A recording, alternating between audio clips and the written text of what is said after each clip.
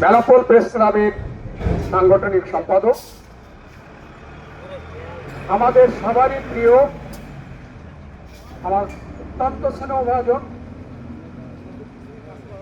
সাংবাদিক মনিরুল ইসলাম মনির বিরুদ্ধে শার্শা ওসি কর্তৃক বিধি বহির্ভূতভাবে বা প্রচলিত আইন বহির্ভূতভাবে গ্রেপ্তার এবং মিথ্যা মামলা দিয়ে আদালতে প্রেরণের মাধ্যমে জেলখানায় প্রেরণের প্রতিবাদে শার্শা অঞ্চলে সমস্ত প্রেস ক্লাবে যৌথভাবে আয়োজিত আজকের এই মানববন্ধন কর্মসূচিতে যারা উপস্থিত হয়েছে সমস্ত সাংবাদিক বন্ধুদেরকে আমি আন্তরিকভাবে অভিনন্দন জানাচ্ছি, শুভেচ্ছা জানাচ্ছি।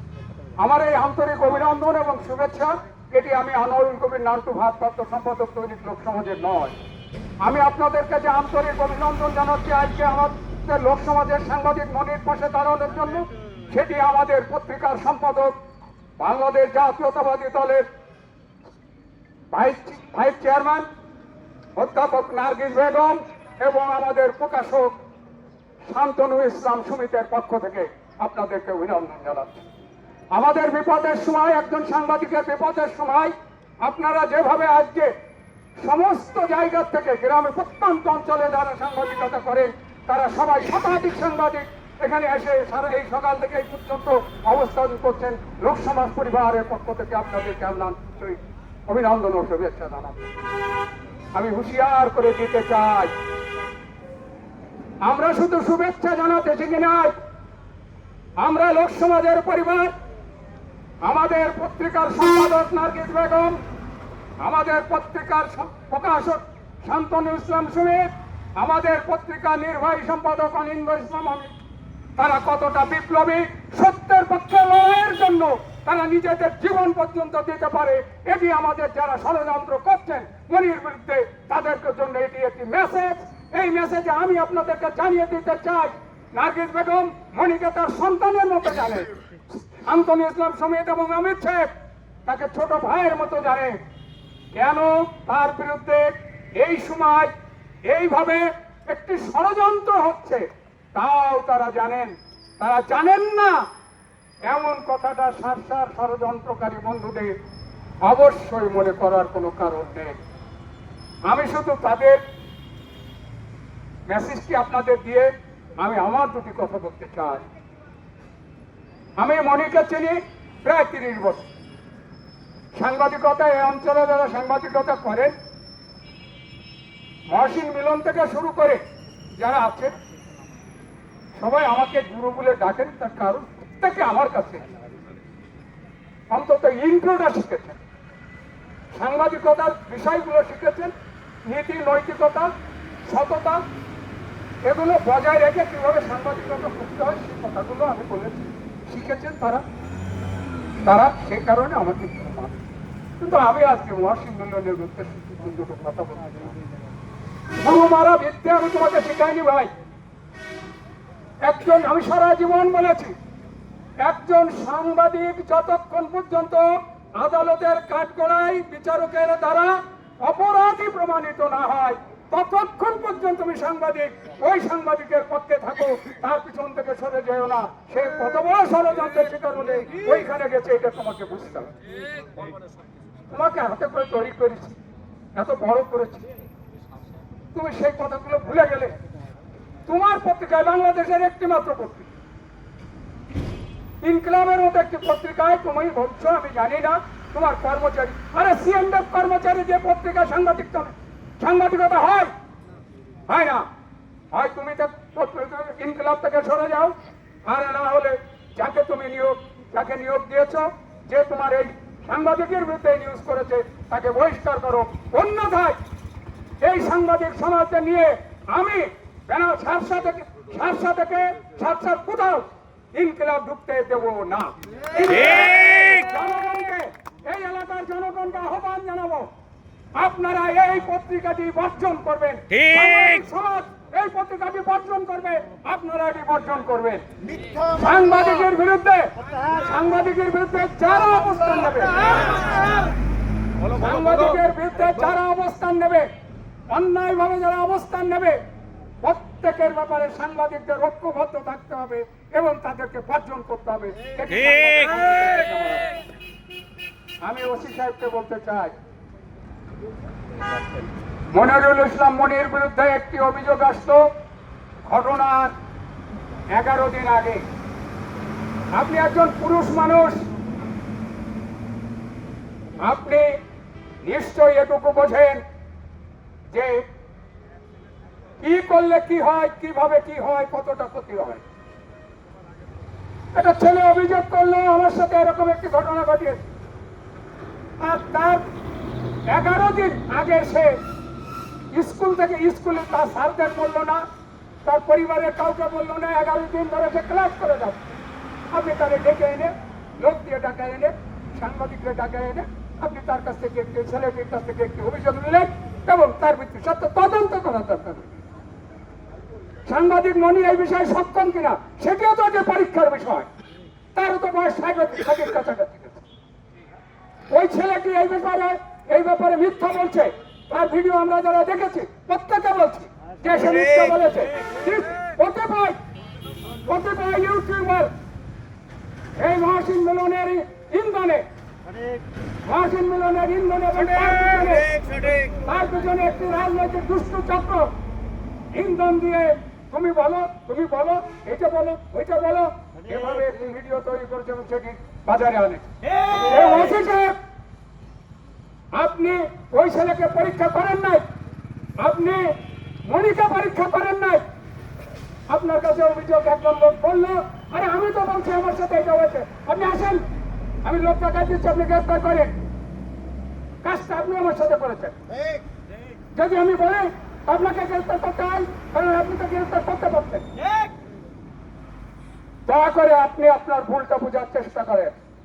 আপনি আজকে সাংবাদিকদের বক্তব্য শুনেছেন, তারা প্রত্যেকে আপনার প্রত্যাহার দাবি করেছে। আমি মিথ্যা মামলা থেকে মনিকে অবিলম্বে অব্যাহতি দিয়ে তার মুক্তির ব্যবস্থা করা পর্যন্ত আপনাকে সময় দিতে চাই আপনার প্রত্যাহারের জন্য।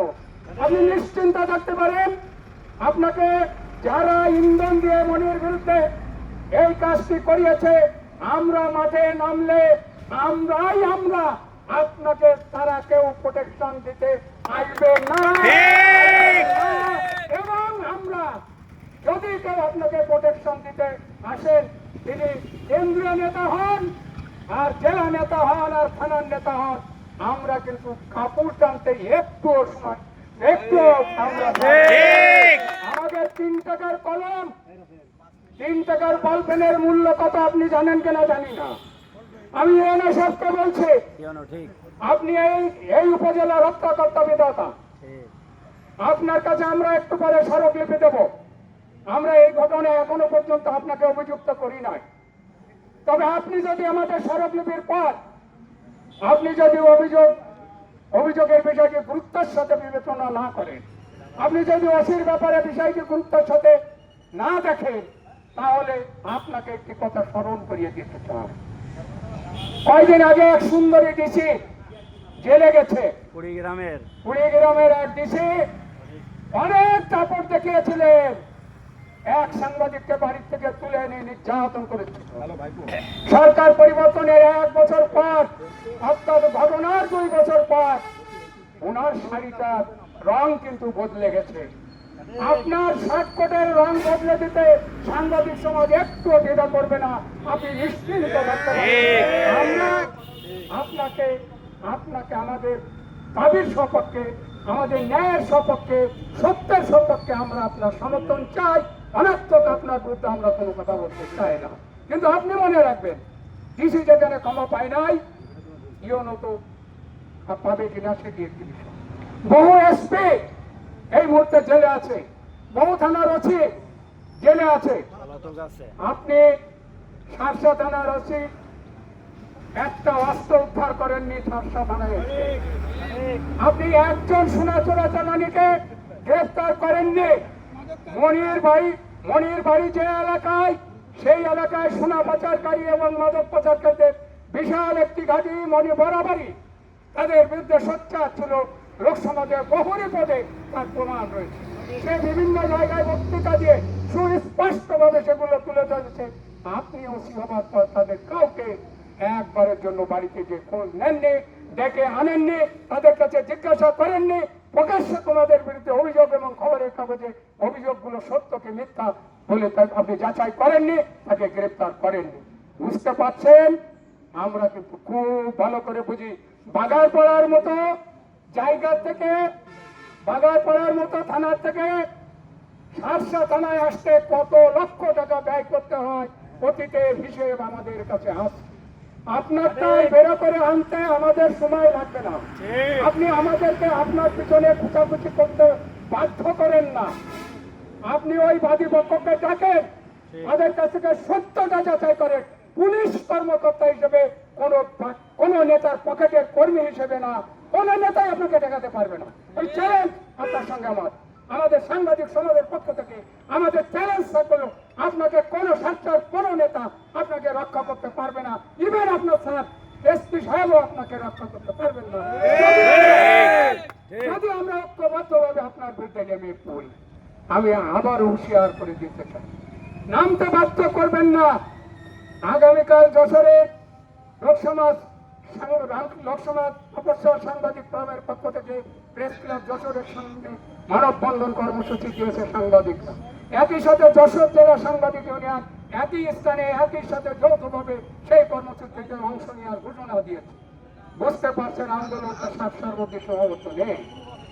আপনি ওসি সাহেব এবং ইউনো সাহেব আপনারা নিশ্চিত থাকেন আন্দোলন সাতটার মধ্যে সীমাবদ্ধ নেই। তবুও আমরা এই আন্দোলনকে সাতটার মধ্যে সীমাবদ্ধ করতে চাই, অন্তত পক্ষে নির্দিষ্ট একটি সময় পর্যন্ত। আপনারা কতটা ন্যায়ের পক্ষে আসেন সেটি দেখার জন্য আমরা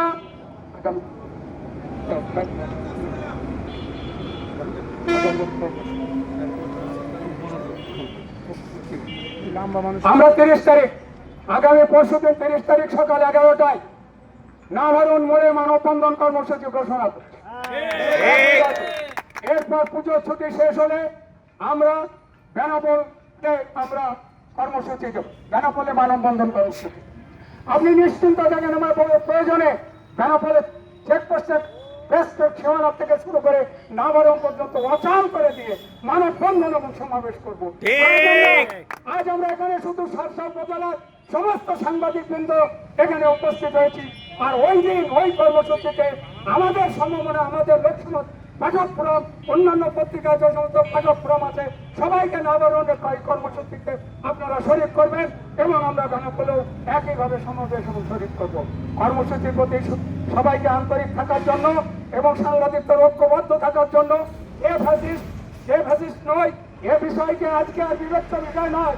এটি হচ্ছে আমাদের অস্তিত্বের লড়াই, আমাদের বেঁচে থাকার লড়াই, আমাদের টিকে থাকার লড়াই। ঐক্যবদ্ধভাবে আমরা রাজপথে থাকবো, এই অঙ্গীকার, এই আহ্বান রেখে আমি আমার বক্তব্য শেষ করছি। সবাইকে ধন্যবাদ।